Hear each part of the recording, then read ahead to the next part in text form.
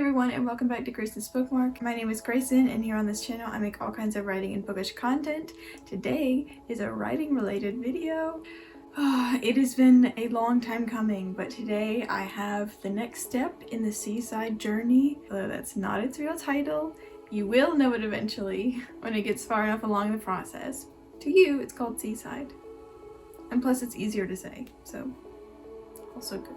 Here are 10 things I learned rereading my work in progress. I literally started the rereading process the last week of Camp Nano April, and I was thinking it was going to take me a week. Well, it's now been 2 months. If you don't know or are new to this channel, I started Seaside last August, finished the draft in February, and started the reread in the last week of April. I'll link some relevant videos in the description if you want to check them out. Here are 10 things I learned editing and rereading my manuscript. So, I have my manuscript here, and the number one thing that I learned is that reading and editing a draft takes a really long time. Especially for my project, because it was written in 2 perspectives, I chose to reread each perspective separately. So technically, I read it twice. You might think it very ambitious to write a dual perspective novel for my first manuscript, but I will say that my actual first manuscript had 9, so this is a step in the right direction. Yeah, moving on. Number 2, it's helpful to physically write on the document, and I need a lot of space. And I'll either insert a little video here or show you right now. But look at this page. Look how many notes there are. It's like a lot. I also know that when I rewrite this manuscript, it's gonna be like actually rewritten, like a new document with physically typing all the words over again. I know it's going to take longer, but I think it will just help me refine it even more. I also don't want to disturb the original first draft. Like, I want to keep it imperfect as it is, like it was. I think that's also why I printed this out, because I wouldn't be affecting the original Scrivener file I had, and it just felt, I don't know, less permanent, which I think is good. It's good to be more relaxed when you're trying to edit something. It's good to not have the pressure of once I change it, it's changed for good. Yeah, so I'm saving the original file and starting a new one. Number 3, when you come to something difficult that's like, I don't really want to fix this right now. No, you gotta fix it. If you're gonna leave it now, you might leave it forever. Don't skip over it. Figure out the problem now. Like, what's wrong with it? How can you fix it? Is it a tension problem, a pacing problem, or just, is there a word in this sentence that's just not working for you? Fix it now, or at least attempt to, and when you try to actually edit it, maybe you'll have some more inspiration, but fix it now. The most common problem I had for this was in paragraphs between like thinking like what was going on, and then my character was thinking something and they didn't really connect yet. Like Luca could be on the beach and thinking about one thing and then a separate thing, but they aren't connected in any way. So yeah, it was mostly like stitches. Number 4, mark lines that you think are actually good. If there's a line in your manuscript that makes you be like, oh, did I write this? That's pretty good. Underline them. Make little nice comments to yourself.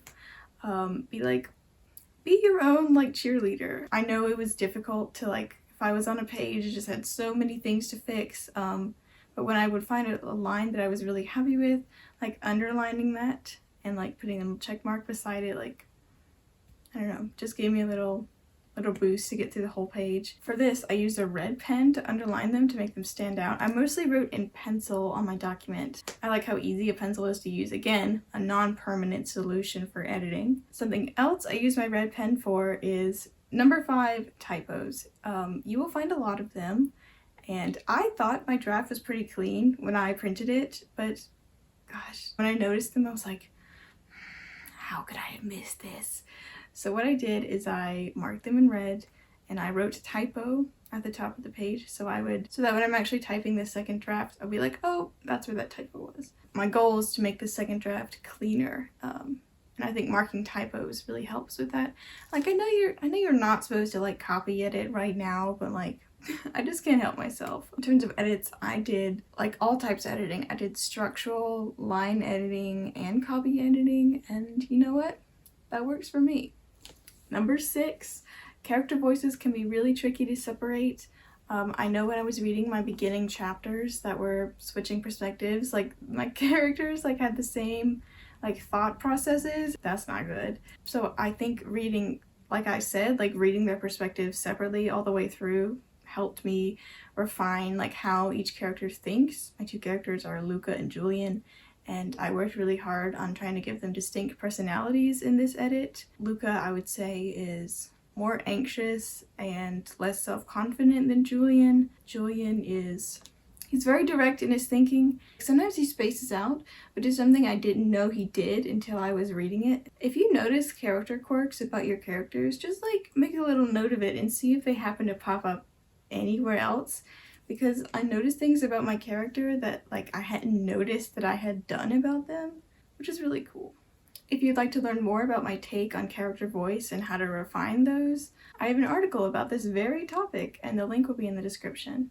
Number 7, don't try to read/edit all in one session. It's going to take a long time. Give yourself breaks. Your project will take the time that it needs. I noticed that when I was trying to write faster, I was skipping over things that needed my attention, and that's not good. So if it takes months to read your manuscript, like me, that's fine. It's completely normal. Number 8.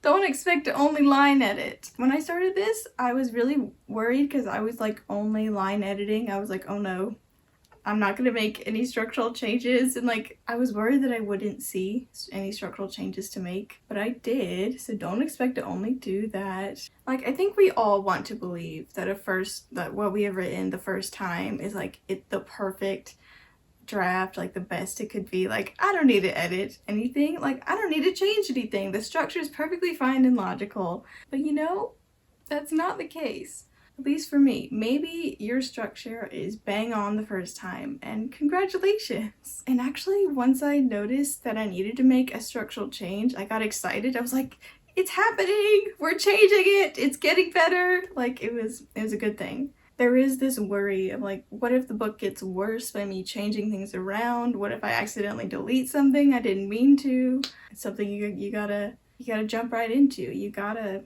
do it. You gotta change what needs to be done to make it better.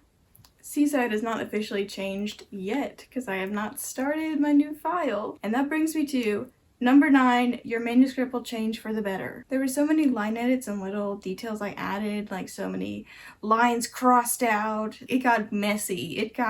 There were arrows all over the place. There were like little brackets of things to take out and put somewhere else.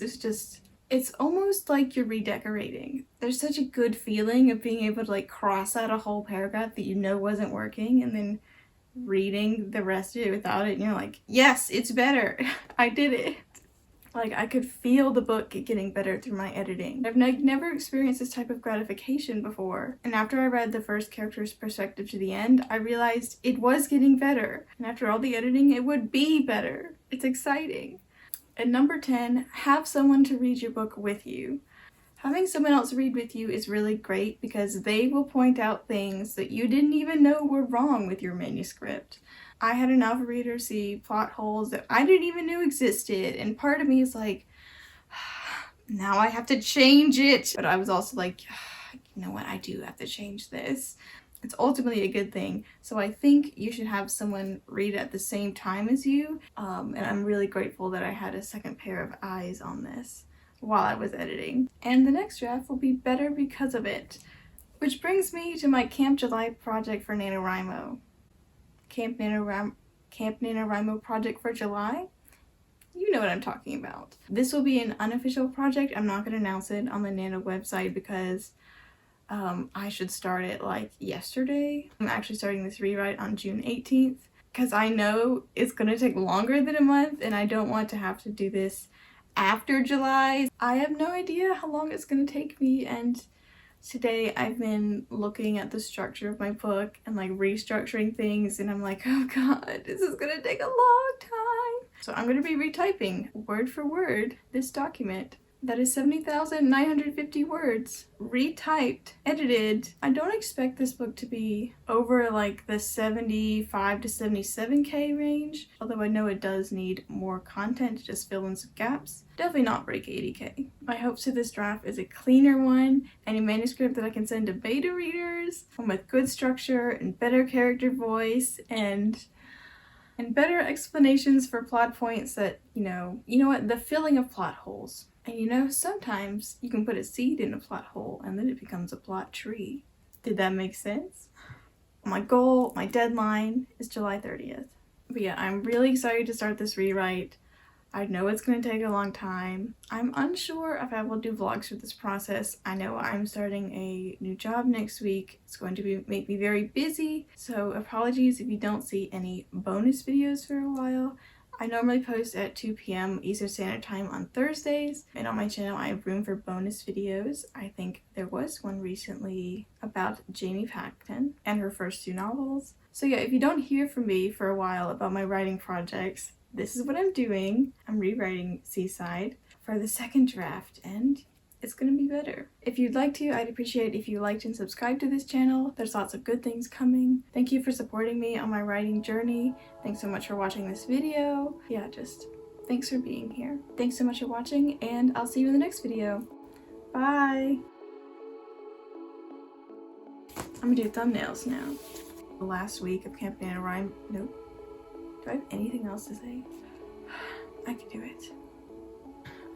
I don't think I do want to say anything else. Alright, I'm done.